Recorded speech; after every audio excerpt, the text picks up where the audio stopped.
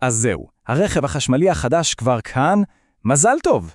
אבל עם הרכב מגיעה גם שאלה גדולה, אולי קצת מבלבלת. איך לעזאזל בוחרים עמדת טעינה ביתית, או כמו שאומרים, עמדת טעינה. אל דאגה, בדיוק בשביל זה אנחנו כאן, כדי לעשות סדר בכל הבלגן. כן, זאת השאלה. הרכב נוצץ בחנייה, והמחשבה הראשונה היא, אוקיי, ומה עכשיו? איך מטעינים את הדבר הזה בבית? והתשובה, כמו שתכף נגלה, היא לא תמיד כל כך פשוטה כמו שהיינו רוצים לחשוב. וזו בדיוק הבעיה, נכון? פותחים את האינטרנט, ובום, הצפה. אין סוף דגמים, מונחים טכניים שאף אחד לא מבין, רשימות של תכונות, זה פשוט יותר מדי מידע. קשה מאוד להבין מה באמת חשוב, ומה זה סתם, אתם יודעים, שיווק. וכאן מגיעה הטעות הכי נפוצה והכי כואבת.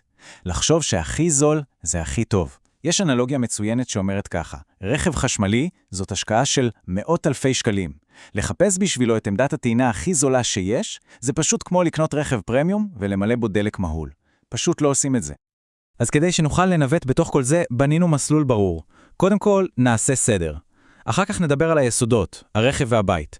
משם נצלול לכלל הזהב של בטיחות ותקנים, נמשיך להספק ולפיצ'רים החכמים, ונסיים באיך עושים בחירה שתהיה נכונה גם לעתיד. יאללה, מתחילים. אוקיי, אז בואו נתחיל מההתחלה. לפני כל הפיצ'רים והמספרים, יש שני דברים בסיסיים שחייבים להכיר. את הרכב שלכם ואת מערכת החשמל אצלכם בבית. פשוט מאוד. זה ממש מתחלק לשני צעדים. צעד ראשון, להבין מה הרכב שלנו יודע לעשות, וצעד שני, להבין מה תשתית החשמל בבית שלנו מאפשרת. שני אלה, תאמינו לי, יכתיבו לנו כמעט את כל ההחלטה. טוב, אז מה צריך לדעת על הרכב? 3 דברים עיקריים. מה הגודל הסוללה, ומה יכולת הטעינה המהירה שלו ב-DC. אבל, הכי חשוב לטעינה ביתית זה מהירות הטעינה המקסימלית בזרם חילופין, מה שנקרא AC. והנה טיפ זהב. מי שמכתיב את קצב הטעינה בבית זה הרכב, לא העמדה. זה נתון שחשוב לזכור. ועכשיו הצד השני של המשוואה, הבית.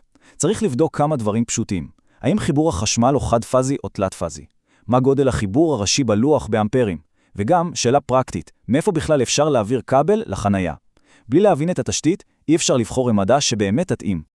יופי. עכשיו, אחרי שהבנו את הבסיס, אנחנו מגיעים לנושא הכי חשוב. הנקודה שבה פשוט אבל פשוט אסור להתפשר.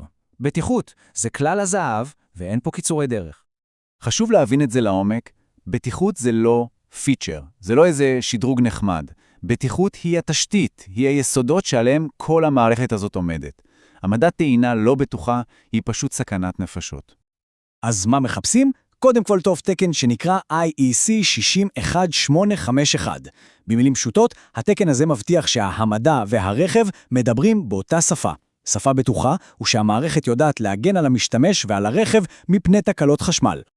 והתקן השני, והוא סופר קריטי, הוא IEC 62955.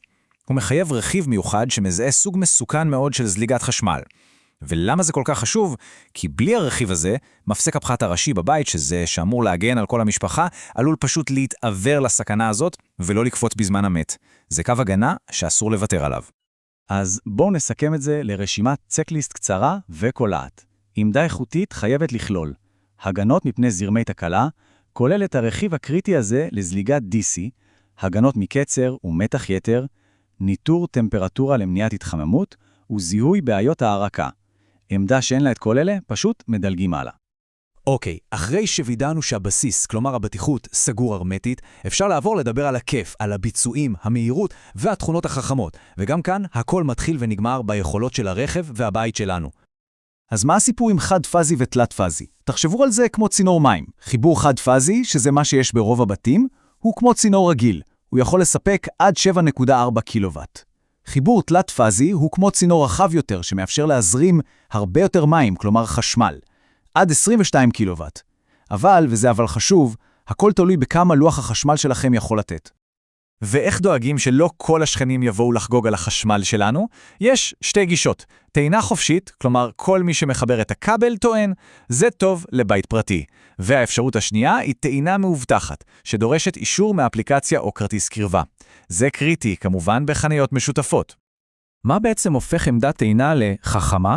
הקישוריות שלה. חיבור וי-פיי מאפשר לשלוט בה מהסופר, מהעבודה, בעצם מכל מקום בעולם. ובלוטות' או BLE הוא הגיבוי שלנו. הוא מבטיח שאפשר לשלוט בעמדה גם אם האינטרנט בבית פתאום נופל. היום, שתי האפשרויות האלה הן פשוט חובה. יופי, בחירה טובה היא לא רק מה שמתאים לנו היום, נכון? היא צריכה להתאים גם למחר, וגם להיות נוחה ופרקטית ביום-יום. בואו נדבר על זה. טוב, בואו נהיה פרקטיים לרגע, מה חשוב בשימוש היומיומי? קודם כל, אורך הכבל. לכו על 7 מטר, זה ייתן לכם גמישות מקסימלית, תאמינו לי, אתם תודו לי אחר כך. סוג התקה, רק טייפ 2, זה הסטנדרט האירופאי וישראלי, וכמובן לוודא שהעמדה עמידה לשמש ולגשם של ישראל, ומותקנת במקום שבאמת נוח להגיע אליו. ועכשיו, מונח שאולי נשמע טכני, אבל הוא קריטי לעתיד, במיוחד למי שגר בבניין משותף, OCCP. בגדול, זאת שפה משותפת שמאפשרת לעמדות טעינה מחברות שונות לדבר עם מערכות ניהול שונות. עמדה בלי OCCP עלולה להפוך בעתיד לאי בודד שלא יכול לתקשר עם אף אחד. זה ממש להכין את העמדה לעתיד. אוקיי, אז עברנו על המון מידע, בואו נאסוף את הכל ביחד ונבין מה בעצם התמונה הגדולה, מה הפילוסופיה מאחורי בחירה נכונה של עמדת טעינה. ואם יש משפט אחד שאני רוצה שתיקחו מכל זה, הוא המשפט הבא. עמדה טובה לא נמדדת רק במספר הקילוואט שהיא נותנת. זה רק חלק קטן מהסיפור. היא נמדדת באיזון הנכון בין בטיחות בלתי מתפשרת, התאמה מדויקת לרכב ולבית, קישוריות חכמה, נוחות שימוש והכנה לעתיד. אז הנה, שורה תחתונה, הצ'קליסט הסופי לבחירה חכמה. בודקים שיש את כל תקני הבטיחות, מוודאים התאמה לרכב ולבית, דואגים שהיא מחוברת ומאובטחת, חושבים על נוחות השימוש היומיומית, והכי חשוב, מוודאים שהיא מוכנה לעתיד עם תמיכה ב-OCPP. ובסוף נשארת שאלה אחת ששווה לחשוב עליה. ההחלטה היא לא רק על טעינת הרכב שיש לנו בחנייה היום. השאלה האמיתית היא, האם עמדת הטעינה שבוחרים היום באמת מוכנה לעולם הרכב החשמלי המשתנה של המחר?